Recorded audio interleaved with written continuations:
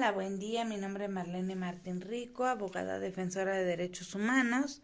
Y el día de hoy vamos a hablar un poco del contexto de lo que ha sucedido con estas personas que en su mayoría, pues adultas mayores, han ido a solicitar mediante la protesta, dado que pues ninguna autoridad les resuelve, ¿no? De manera pronta y que pueda tener pues este contexto para poder garantizarles sus derechos. Entonces, bueno, pues estamos observando aquí en esta circunstancia que se vulneran pues no solamente la cuestión económica, ¿no? Y sino que se vulneran derechos humanos que tienen que ver con esta situación y circunstancia de que estas personas pues ya prácticamente contaban con con este ingreso económico y bueno pues en ese contexto y suponiendo sin conceder, ¿no? Que estas personas ya no tienen una labor extra o no tienen un ingreso extra, que simplemente dependían de ese dinero, ¿no? Que estaba por llegarles, pues estamos hablando de un derecho colectivo, ¿no? Porque el derecho al trabajo, el derecho a la remuneración económica y estos derechos que además vienen siendo derechos, pues sí, ya ganados, ¿no? Y si lo entendemos desde el ámbito progresivo de los derechos, pues entendemos que estas personas probablemente no tenían otro ingreso, ¿no? Además de la circunstancia y el momento en el que se da esta falta de pago que pues las y los trabajadores pensionados o les trabajadores pensionados tenían, pues resulta sumamente agraviante, ¿no? A la dignidad humana, a la subsistencia incluso, ¿no? Es decir, son contextos sistemáticos y genéricos que podemos entender desde el lugar en donde dependemos de ese recurso para, pues, tener una vida digna o cumplir con ciertas obligaciones, incluso crediticias que pudieran haber tenido y que no pudieron haber cumplido, ¿no? Entonces, hablamos de estos daños colaterales que se llevan a cabo o que se dan en contexto con esta situación de falta de pago para estas y estos trabajadores pensionados y trabajadoras pensionadas o trabajadores, ¿no? En general. El punto aquí es que vamos a hacer un análisis de lo que la Nacional de Derechos Humanos plantea en su recomendación. Y el punto es que la recomendación en general implica, bueno, pues la responsabilidad de las autoridades, además, ¿no? De la violencia que se ejerce al acto de protesta que estas y estos pensionados realizan para poder exigir el derecho a ese pago, ¿no? Un pago además comprometido. Y hablamos aquí de una no colisión de derechos, sino más bien de un conjunto de derechos en donde la esfera jurídica se observa vulnerada y podemos entender que se pudiera llevar a cabo mediante una acción individual homogénea, ¿no? ¿Por qué? Porque tiene estas características que nos puede ir planteando desde el Federal de Procedimientos Civiles hasta los tratados internacionales para poder exigir estos derechos.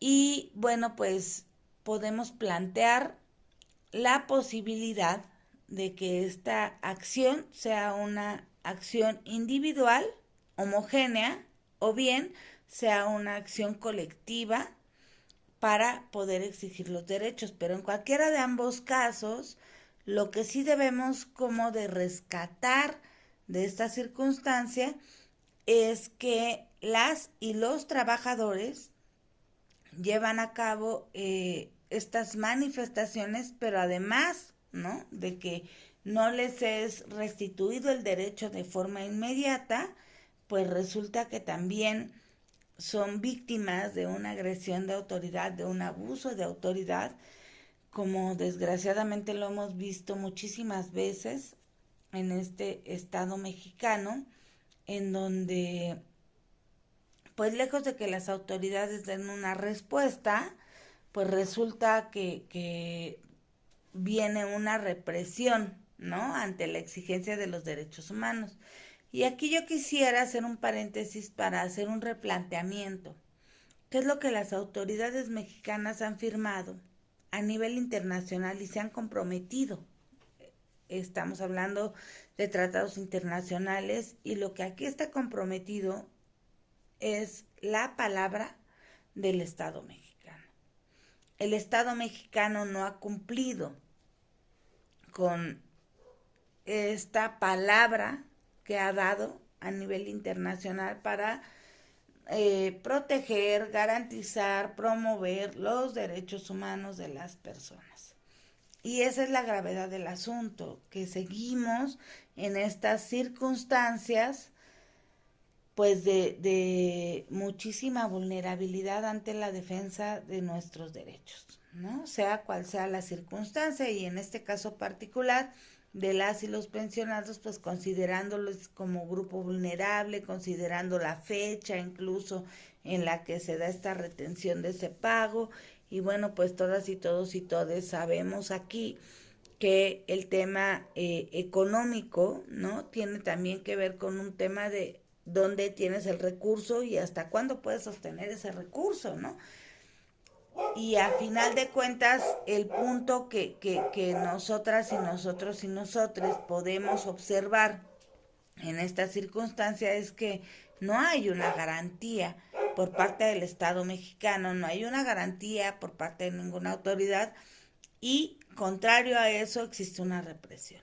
Entonces, a partir de ello, la Comisión Nacional de Derechos Humanos hace una recomendación y dice, bueno, las autoridades incumplieron, si hubo violencia, si se tiene que resarcir el daño, pero bueno, pues por lo menos hasta el año pasado, en fecha de noviembre de 2022, no se había hecho esta reparación, ¿no? Esto que podemos observar que incluso las sentencias de la comisión, bueno, no como sentencias, sino como recomendaciones de la Comisión Nacional de Derechos Humanos, pues no tienen el alcance para lograr la efectividad para la protección de los derechos humanos de todas las personas, ¿no? O en este caso de un grupo que además resulta un grupo vulnerable, vulnerado por el propio Estado. Entonces, bueno, pues podemos saber, observar y analizar estos contextos en donde también se nos plantea la posibilidad de llevarlo a cabo como parte de un daño por la vía civil. ¿Qué es lo que sucede aquí? Yo creo que los mecanismos que estamos utilizando muchas veces no es que no sean los correctos, ¿no? Cualquier mecanismo jurisdiccional, y ya lo dice el artículo 25 de la Convención Americana de Derechos Humanos, es que todas las personas tenemos derecho a un mecanismo pronto, a un mecanismo de fácil acceso para poder alcanzar estos derechos, ¿no?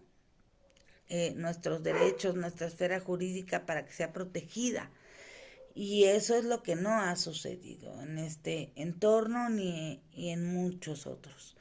Entonces, bueno, pues aquí el planteamiento es desde dónde el Estado mexicano realmente está garantizando o está intentando garantizar estos derechos humanos. Me parece que es sumamente preocupante todas estas circunstancias que se dan no solo en este caso, sino en muchísimos otros en los que el Estado mexicano ha resultado responsable ante la Corte Interamericana, pero también es decir que podemos observar que los derechos humanos ya los debiéramos ver a estas alturas como una realidad, como algo natural, y eso es lo que no ha sucedido en esta circunstancia.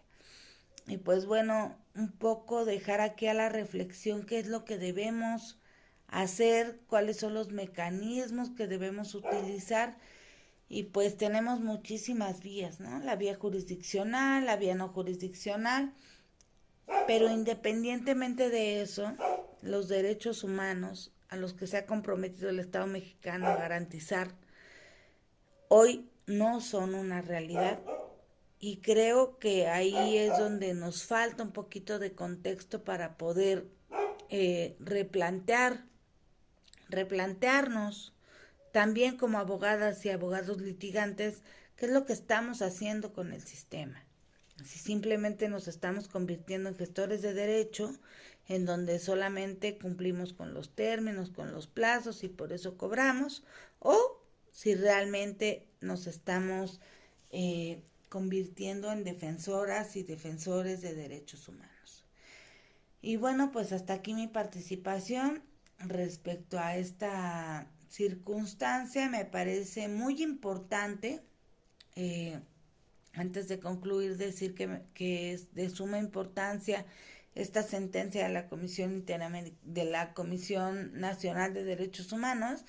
Sin embargo, pues el que resulte insuficiente nos sigue dejando un grado de impunidad muy grave, ¿no?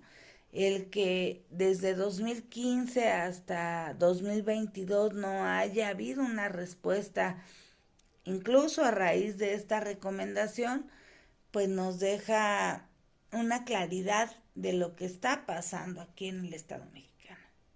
Y bueno, pues agradecer muchísimo esta